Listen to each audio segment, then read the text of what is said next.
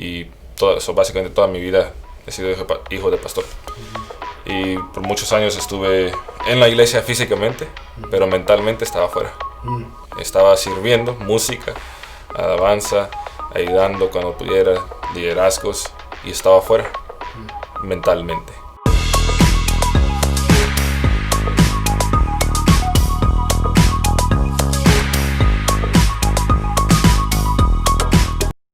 No, me acuerdo. ¿Qué año ibas a la escuela en Nacogdoches? 2011 al 2012. 2011. Casi como el mismo año que nos conocimos, ¿verdad? Sí. Me acuerdo que tú vivías en Santa Rosa, ¿no? Sí, en el Valle. Sí. En el Valle. En el Valle. Te viniste a estudiar hasta Nacogdoches. Ya. Bien lejos. Bien lejos.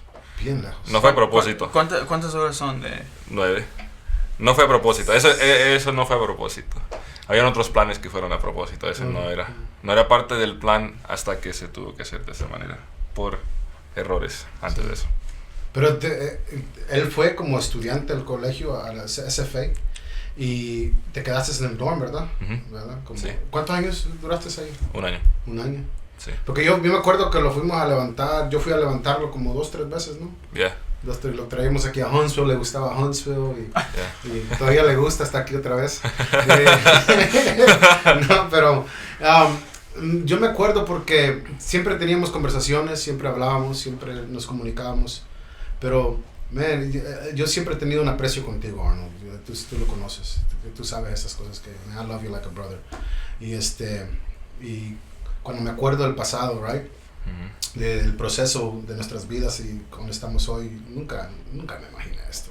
Yo nunca me imaginé esto. Pero así es Dios, es increíble. Pero cuando estabas en el colegio, tú ibas a una iglesia allá, ¿verdad? Sí. Y asistías, administrabas allá. Sí, todo. ¿Y todavía tienes contacto con ellos? A veces ya por la distancia del tiempo se va perdiendo la comunicación, pero los aprecio, los quiero como familia. Tuve una línea de familia ahí que fueron como mi segunda familia, que me trataron muy bien y sí, eso fueron. Es interesante si tú sales del colegio a estudiar, tú todavía puedes encontrar otro lugar donde puedes ir a escuchar la palabra. Sí. ¿Qué pensaban tus padres cuando estabas lejos? No se preocuparon tanto, especialmente cuando se conocieron al pastor y a los hermanos que me trataron bastante bien, como un hijo, honestamente. No tenían tanto cuidado en cuestión a estar preocupados siempre. Siempre dialogábamos por teléfono con ellos, pero no estaban tan pendientes porque en ese mismo año antes de todo eso, la razón que llegué ahí es porque tuve un encuentro con Dios que cambió mis planes que yo tenía. Entonces cuando eso cambió, entonces la única opción que tenía era de ir a estudiar a una universidad que todavía tenía abierto su tiempo para aplicar, y una de las pocas era SFA, Stephen F. Austin. Entonces yo fui para allá por esa razón, porque encontré que esa era una de las pocas que estaban abiertas todavía cuando me encontré con el Señor, y cambió mi vida, cambió el rumbo de mi vida. Entonces ¿encontraste cómo te habías alejado, mentalmente, físicamente, cómo?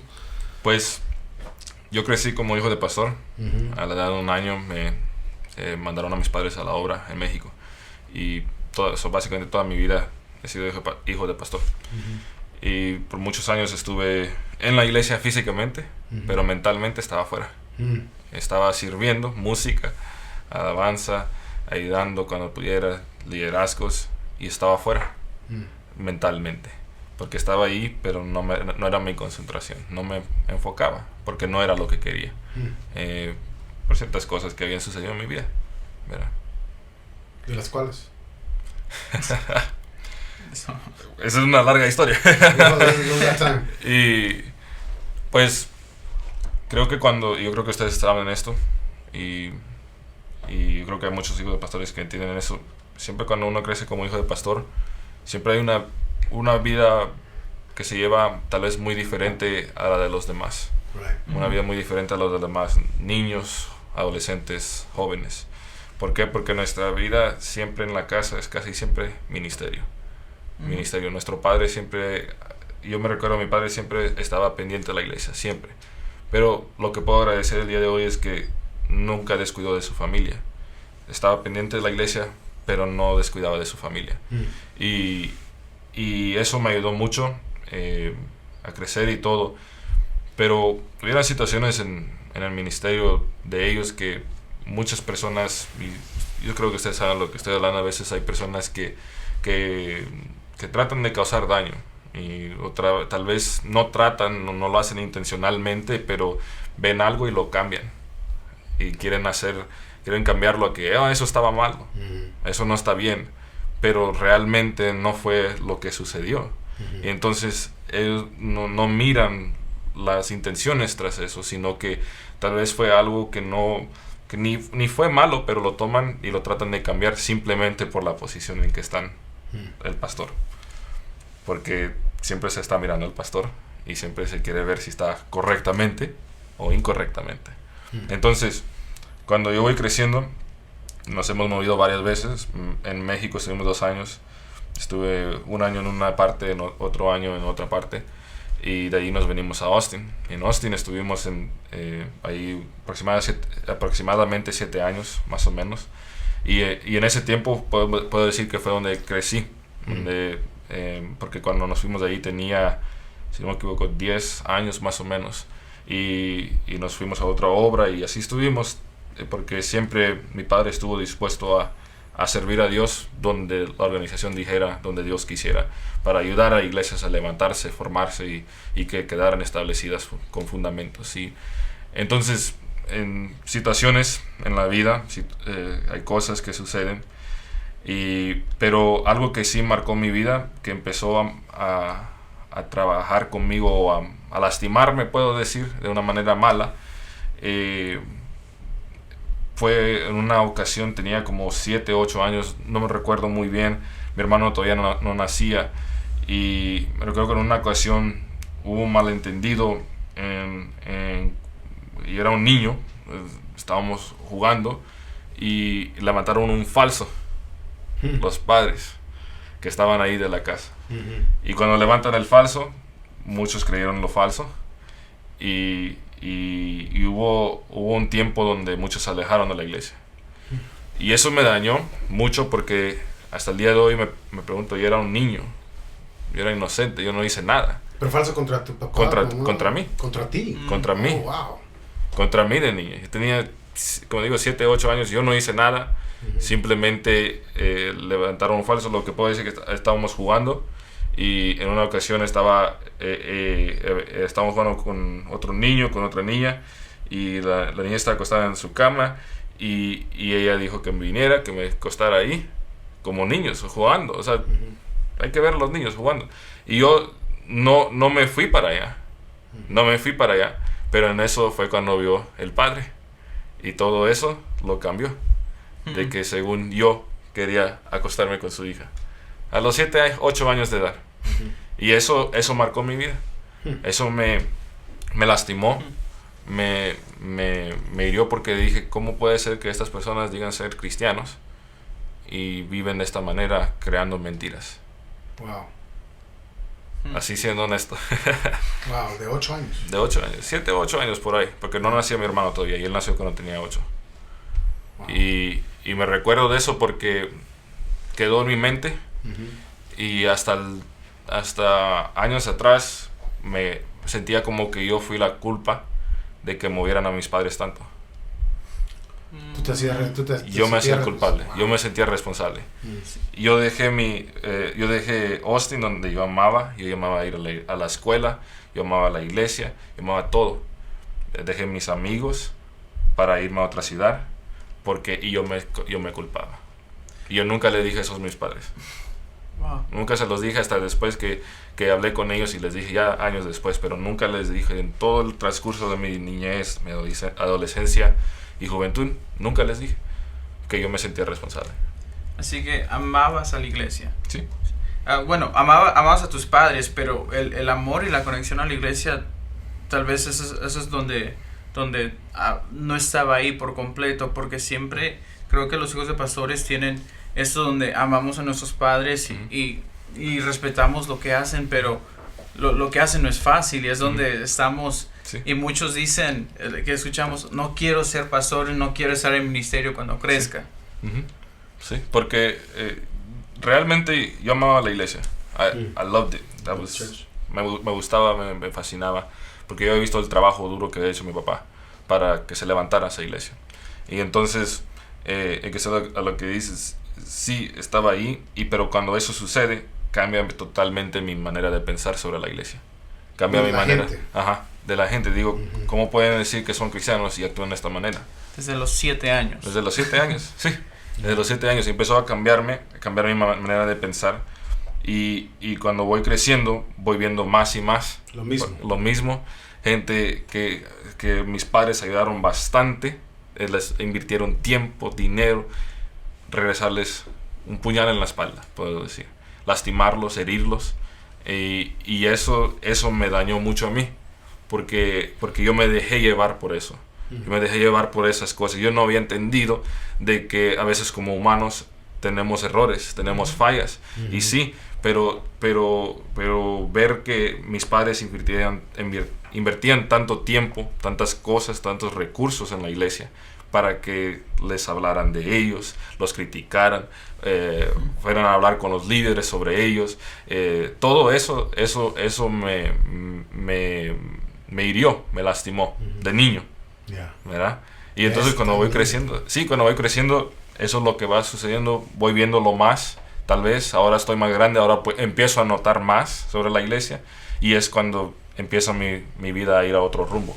Esa raíz de amargura, o sea, va más profundo, más hondo, y cuesta arrancarlo, ¿no? Sí, demasiado. Y no, entonces los 7 años pasó eso, y luego empezaste a mirar ejemplos, pero ¿cuándo fue la edad donde empezaste a planear, ya no voy a ir a la iglesia? Pues, fue... Si me puedo recordar bien, fueron alrededor de los 14, 15 años. Eso era adolescente. Sí, adolescente ya. Estaban, creo que en 8º grado, cuando empecé ya, como dijiste la semana pasada, en curiosidades. Empezar a dejar llevarme por otras cosas, malas amistades. Me juntaba más con malas amistades que buenas amistades. Me juntaba más con los de la escuela que los de la iglesia. ¿Y por qué? Porque había resentimiento en mi vida. Y entonces en la escuela empiezo a tener malas amistades, me dejo influenciar por ellos. Yo recuerdo una vez que mi padre me dijo, tú te dejas llevar mucho por tus malas amistades, por tus amistades, que sean buenas o malas, te dejas llevar mucho por ellas. Debes de ser independiente, de pensar de tu propia manera. ¿Y como niño cómo respondiste cuando tu papá te dice, estás llevándote mucho por tus amistades? Pero no fue de niño, fue después que me decía, sí, fue después de la adolescencia, que me dejaba llevar por las malas amistades, lo que me dice. Y es que era cierto, porque es cuando uno va creciendo y va viendo otras cosas que parecen buenas, que parecen bien, que parecen un camino que ese sí me va a agradar más que la de iglesia.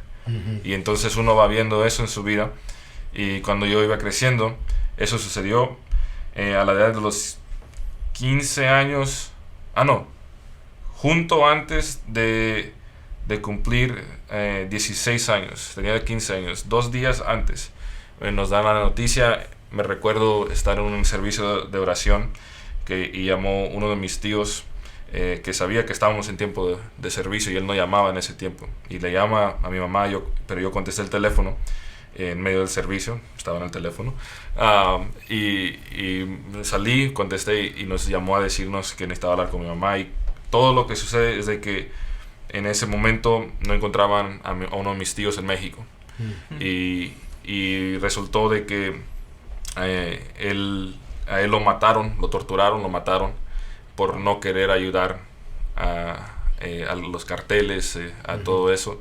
Él se rehusó, y por tanto lo torturaron muy feo y lo mataron. Y eso me hirió, porque me recuerdo pensar, mi tío no era convertido, pero era honrado, caminaba derecho, o sea, era persona que se dejaba respetar, se llevaba a respetar.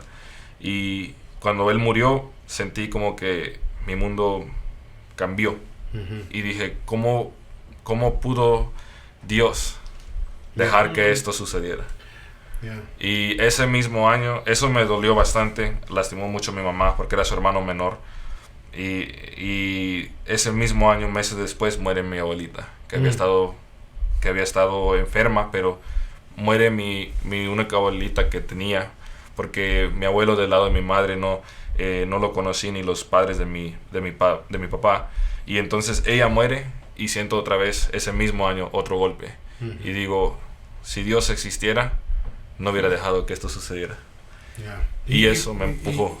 Y hablando de esos golpes, yo creo que con los adolescentes, llegando al tema de los adolescentes otra vez, ¿qué crees tú que se puede hacer ahora que eso te sucedió a ti? ¿Qué crees que se puede hacer hablando de cómo hacer en caso que algo así suceda? ¿Qué reacción hacer, tomar o qué decisión hacer? Porque muchos adolescentes cuando les llega ese golpe toman una decisión y como que llega a la rebeldía un poquito, a la oposición, no sé si... Algo, creo que el primer paso es reconocer que esos sentimientos van a existir. Creo que nos preocupamos por otras personas, nos hubieran preocupado en ese caso por mamá, pero a veces no siempre nos preguntamos cómo eso afecta a los hijos, a los niños, y a veces los hijos pueden decir, no, está bien, solo porque no quieren abrirse porque y expresar eso. Es que está bien, es como decir, no déjame en paz. Pero el decir está bien es que también a veces como adolescente niño no sabes cómo expresar los sentimientos que estás sintiendo. Porque en eso y también reconocerlo y tratar de hablar con ellos, en verdad, ¿qué sientes? ¿No? Y no dejarlos, no está bien. No, hey, ¿cuál es el problema? ¿Qué estás sintiendo? ¿Cómo te podemos ayudar? Porque algo así no es algo que nos va a dejar normalmente y podemos, vamos a seguir viviendo la vida como estamos, sino que si no se reconoce, entonces nunca se puede como evitar los problemas en el futuro o tocar con lo que está pasando en ese momento. Lo que yo doy gracias a Dios por es mis padres. Ellos se sentaron conmigo, hablaron conmigo. Cuando sucedió cuando tenía 7, 8 años, mi padre, me recuerdo, él se sentó conmigo y me preguntó qué pasó. Y le expliqué y todo, y me creyó. Y creo que eso es una de las cosas grandes, de que padres deben de creer a sus hijos, pero a veces especialmente en una edad inocente, cuando se está tratando con algo serio especialmente. Y eso también crea confianza, ¿no? Sí, exacto, confianza, porque muchos años después, cuando eso sucedió, como estás diciendo, de hablar con ellos y todo, ellos hablaron conmigo, pero a ese punto yo ya me estaba guardando, me estaba tapando. Yo estoy bien. Yo estoy bien. Y aparentaba, porque lo que pasa es de que mi mamá estaba lidiando con el dolor y yo no quería causarle más lástima, más dolor a ella. No quería que ella fuera herida más. Y eso, entonces eso creó en mi vida algo a los 15, 16, 17 años, que en todo momento yo no quería lastimar a mis padres. Yo sabía el trabajo que ellos habían hecho, que les había costado, se habían esforzado. Yo conocía todo y yo estaba muy agradecido con ellos porque ellos eran buenos padres y fueron buenos padres. Pero lo que me llevó a hacer eso es de guardar rencor, guardar amargura. Una vez escuché una predicación que decía ponerte la máscara. Que tenemos que ponernos. Me acuerdo eso. Que en la iglesia, sí. En la iglesia ponemos una máscara, en la casa ponemos otra, en la escuela ponemos otra, pero no hay otra máscara que podamos poner cuando estamos a solas nosotros. El problema con eso, los adolescentes, es con eso de hablando de las máscaras, es que no se conocen ellos mismos. Correcto. Y viven una vida de mentira porque están tratando de aparentar lo que no son. Quieren ser como otros que miran. Right. Es lo que sucedió conmigo. Y el daño que hace eso, es que cuando llega a una edad de madurez, no entienden sus propios pensamientos, no entienden sus propias mentalidades o decisiones. Y cuando cometen esas decisiones o tienen esos pensamientos, las están haciendo pensando en esa persona que quieren ellos aparentar o ser. Y una de las cosas que yo miro en los jóvenes, los que son maduros a temprana edad, es que ellos se conocen quiénes son. Ellos saben quiénes son, de dónde han venido, de dónde van, de dónde vienen, todo eso. Pero llega un punto que un joven que no se conoce va a topar la pared y no sabe qué hacer. Y gracias a Dios le damos que nosotros tomamos la decisión correcta y rendirnos a Dios. Y no sé cuándo, tú dijiste a los 14 años, 14, 15 años. Sí, ya cuando ya empecé a planear. ¿Y cuándo fue cuándo fue el impulso donde te activaste, decir, hoy sí voy a hacer algo? Pues para llegar a eso hay que hablar del momento en que decidí irme. Porque lo que pasó es de que todos esos años llevaron a que viviera una vida falsa, una vida de doble cara. Una en la iglesia y otra, una en la iglesia, en la casa, y otra en la escuela, en las amistades, y la verdadera cara, puedo decir, que estaba dando. Entonces, cuando llego a los 17 años, empiezo a ver ahora qué voy a hacer con mi vida. Empiezan a llegar personas de universidades a la escuela, empiezan a llegar personas de los militares y todo, para ir a las 4 ramas o algo. Y en una de esas nos hacen tomar un examen para lo del militar, lo tomo, me sale bastante bien, creo que fallé como 1 o 2 preguntas nada más, y eso empieza a que los 4 vengan tras mí. Sí. Y empiezan a tratar de que entre al Army o a los Marines o al Navy o a la Air Force. Y yo empecé a averiguar y buscar cuál es el que me iba a llevar más lejos de mi casa, más lejos de la iglesia, más lejos de todo. Apartarte de todo. Apartarme completamente. Porque yo ya no quería estar ahí. Era más fácil irte. Era más fácil. Y entonces tomo la decisión de entrar al Navy, firmo los papeles, entré como iba a trabajar en las torres de control de los Navy para que aterrizaran los aviones en los ships, en los barcos, y eso, ya tenía todo listo. Todo listo, planeado. Yo me iba a ir julio 18 del 2011. Tenía todo planeado, la fecha, porque era una semana después del cumpleaños de mi mamá, para pasar ese cumpleaños con ella y después irme sin tener que regresar. Tenías un buen plan. Tenía un buen plan.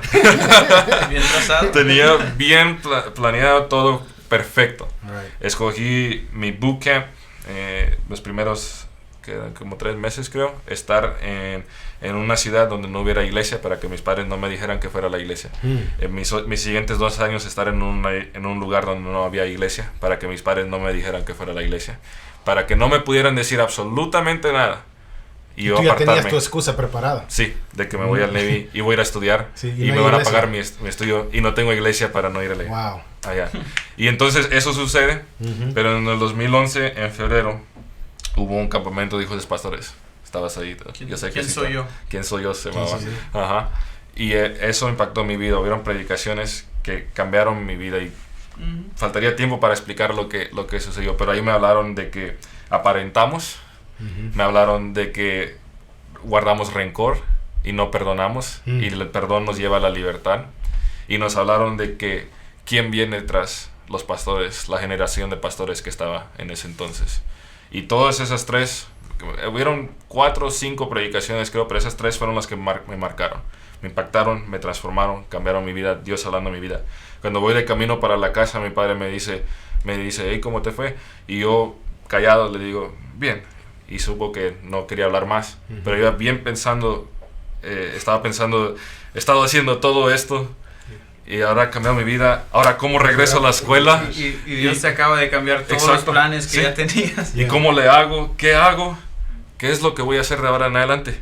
¿Voy a servir a Dios o voy a regresar con mis amistades? Pero sabía que no podía hacer eso, porque había habido un encuentro con Dios, que Dios había hablado conmigo. Y entonces, cuando vamos en el camino, mi padre me deja 2-3 horas en el camino, no me habla más, y de repente íbamos escuchando música, se la apagué, y le digo, padre, no me voy a ir al Navy.